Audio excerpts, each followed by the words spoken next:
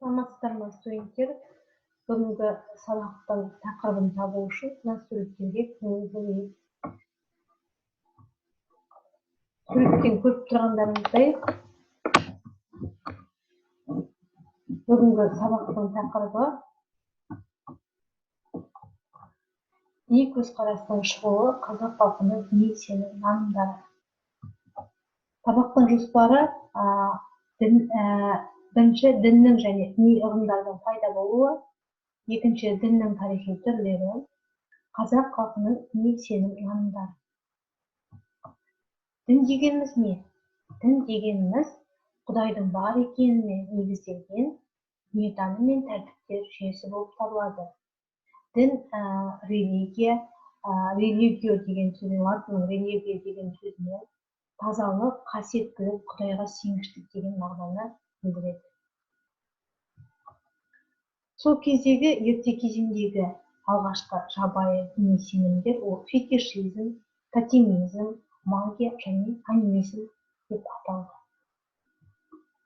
Діннің ең алғашқы бастамасы фетишизм, тұмар пайда болды. Фетишизм табиғат заттарымен қатар адам қолынан шыққан материалды заттардың құдіретіне сену. Тағы адамдар, ерте кезеңдегі адамдар үшін өзін қоршаған дүниенің барлығы да жанды болып көрінген. Сондықтан олар жансыз заттарды да жаны бар деп таныған. Ол жансыз дүниелерге табынудың нәтижесінде туындаған еді. Фетиштік заттар тек табиғаттан емес, қолдан да жасап алуға болады. Фетиштік заттар ол табиғи тас, ағаштың бөлігі, аңның тісі, келе-келе қолдан жасалған заттар талисман, крест болды. Суреттерде көріп тұрғандарыңыздай тұмарлар болды.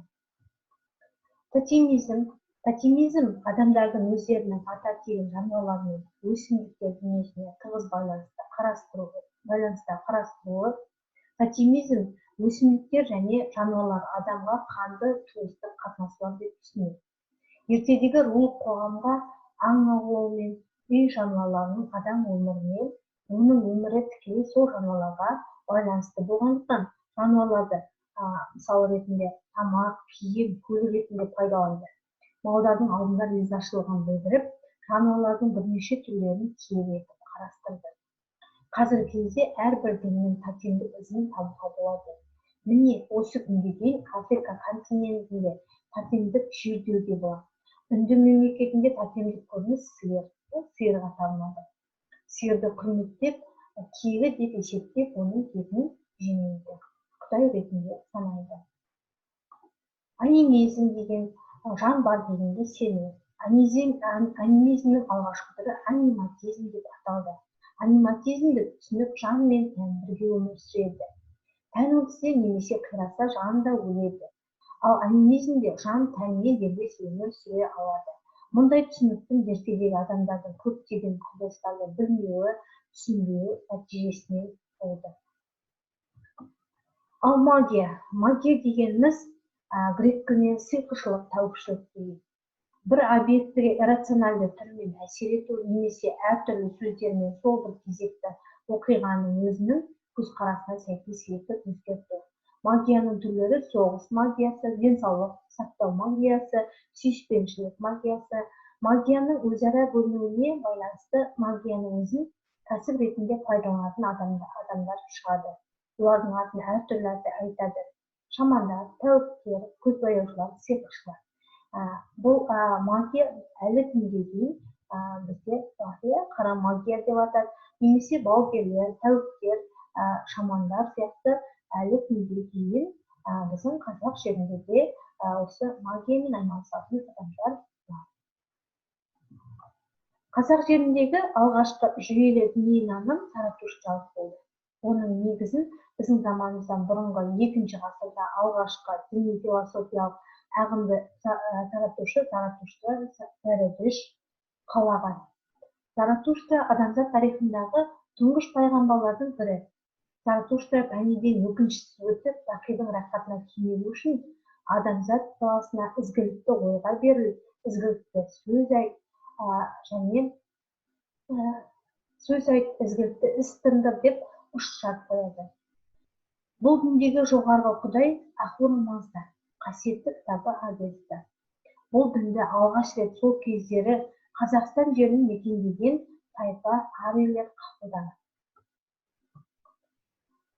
Қоғамның одан әрі дамуы ұлттық халықтық діндерді политизмді көп құдайлық тудырған. Политизм көп құдайлық грек тілінде көп және құдай деген мағынаны береді. Монотеизм бір құдайлық грек тіліндегі молок, бір және эго құдай деген мағынаны береді. Атеизм көне грек тілінде эго құдай жоқ және оның құдіретін жоққа шығару. Атеизм туралы айтып кететін болсақ, советтік үкімет кезінде, кеңес үкіметі кезінде Сталиннің бұйрығымен атеизм курстары өтті. Бүкіл жоғары оқу орындарында атеизм курстары өтіп отырды. Сол кезде қазақ халқы бісмілласын ішінен айтатын болды деп айтсақ та болады. Сол құдай жоқ, құдайға сенуге болмайды деген насихаттарды таратты. Енді секта қазіргі кезде өте көп. Секта латын тілінде ойлау тәсілі бағыт деген сөзінен шыққан. Секта бір діни ағымдарға бағытталған оппозициялық ағым. Сектаның тармағы көп. Бүгінгі таңдағы танымалы үш қауіпті секталар діни ағымдағы сауда-саттық сектасы, магиялық секта болып табылады. Енді діндер екіге бөлінеді: ұлттық діндер және дүниежүзілік діндер. Ұлттық діндер әртүрлі ру тайпаның діндерінің араласуымен дамуы арқасында таптық қоғамның шығуына байланысты ұлттық мемлекеттік діндер шығады. Ол діндер сол ұлттың шекарасынан шығып кетпейді, немесе басқа ұлттарға тарамайды. Қазіргі кезде бар және сол бір белгілі ұлттардың арасында тараған ұлттық діндер. Үнді халықтарының діндері брахманизм, индуизм, сикхизм. Үнді халқында қандай да бір діни ағымдар болмасын, олардың барлығын ортақ көзқарасы қайта тұру және әрбір жеке адам өз жолдарымен күнәларын жеңілдетуді іздейді. Әрбір адамның тағдыры өз қолында деген пікір бар. Киелі кітаптары берді. Қытайдың ұлттық діндері даосизм мен конфуцианшылық. Қытайлар да басқа халықтарға ұқсап, құдайлар мен рухтардың құрметіне құрбандыққа шалды. Уақыт өткен сайын политеистік діни жүйелер генотеистік басқұдайлық діни көзқарасқа ауысты. Рулық көп құдайлардың ішінен ұлы құдай Шанги аты аңызға айналды. Конфуций діні қазіргі Қытай халқының ең беделді ұлттық діні Конфуций ілімі болып саналады. Оның негізін қалаушы Конфуций, яғни күн ұстаз. Конфуций біздің заманымыздан бұрынғы 550 жылы шамасында өмірге келген. Лун деген Конфуций сөздерінің жинақ кітабы бар. Жалпы конфуцийшылдық діни көзқарасты философиялық, этикалық ілім десек те болады. Қараңғы адамдар данышпандарға бағынуға тиісті. Олай болмаған күнде елде тыныштық болмайды деген Конфуций. Жапонияның ұлттық діні синтоизм.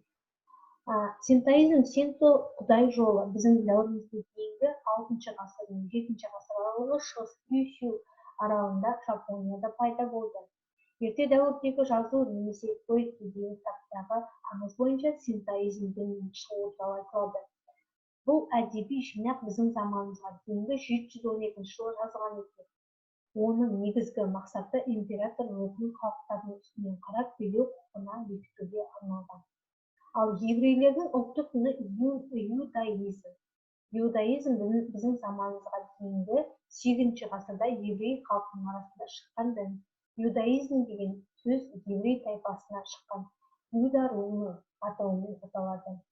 Таураттың шығуы немесе басқа негізгі бөлімі көне өсиет біздің заманымызға дейінгі 13-2 ғасырларда. Танах деп иудейлерді атайды. Танах болса 39 кітаптан тұрады. Иудаизмде діни табынушылық, әдет-ғұрыптар, мейрамдар өте көп.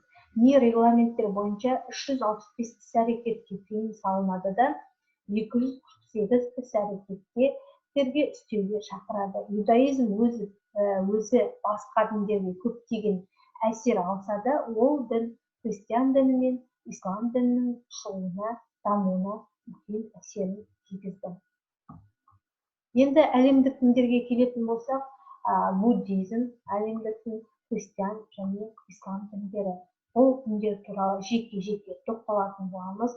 Енді қазақ халқының діни сенім нанымдары деген бөлім бойынша тоқталып өтейік. Қазақ халқының діни сенім нанымдары өте көп.